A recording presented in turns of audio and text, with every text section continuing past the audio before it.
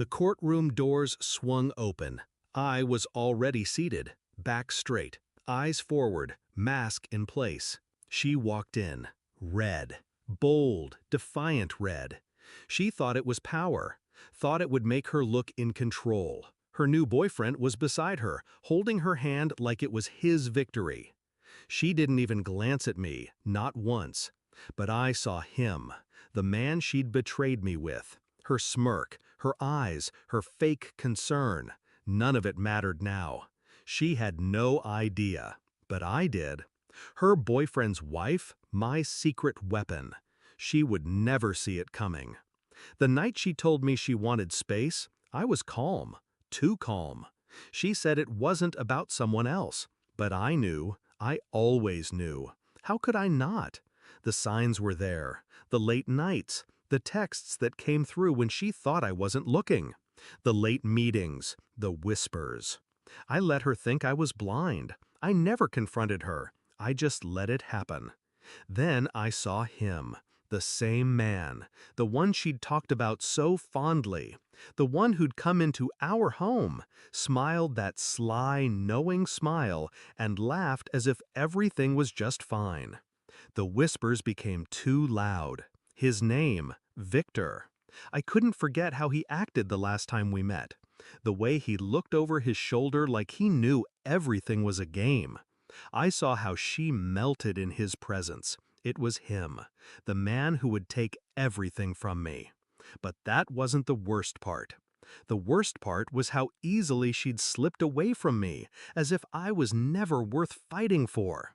I wouldn't make the same mistake. I wasn't going to confront her. Not yet. I would let her think I had no idea. I moved silently, calculated. The phone records, the receipts, the text messages. Her lies were all laid out before me, one by one. Can't wait to see you tonight. I miss you, babe. The deleted pictures, the hotel bookings. I had it all. I didn't confront her. I didn't need to. Instead, I did something she never expected. I tracked him, watched him from the shadows. His wife, her worst enemy, Melissa Dawson.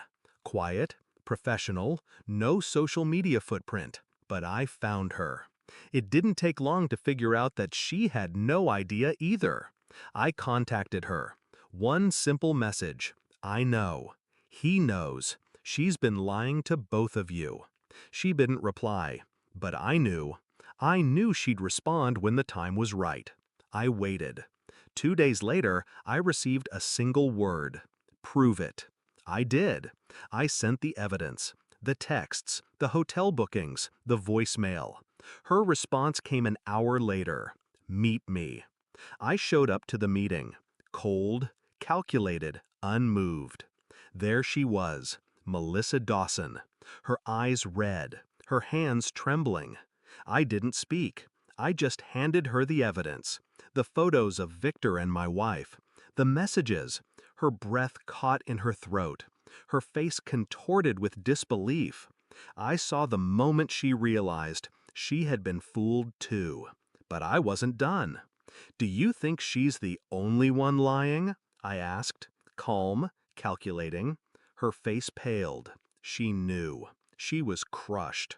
And I had orchestrated it all.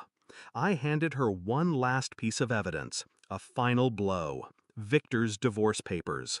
Signed. Ready. Her reaction was silent, but the weight of it was undeniable. Her world was shattered, just like mine. The next day, I was in court. They sat side by side, the two of them, the betrayers. She smiled. He smiled back. They thought they were untouchable. I stood, walked to the bench, handed the judge a simple file. Inside that file was everything. Everything. Her boyfriend's wife's statement, the photos, the texts, the divorce papers. I didn't say a word. I didn't need to. The silence in the room was deafening. My wife's eyes widened when she saw the papers, her face drained of color. Her boyfriend, he sat there stunned. He had no idea. He thought he was safe. But this was my game now. Her eyes met mine. There was a flicker of realization, but it was too late. Too late for her to fix anything. I stood there, unbothered, calm, detached.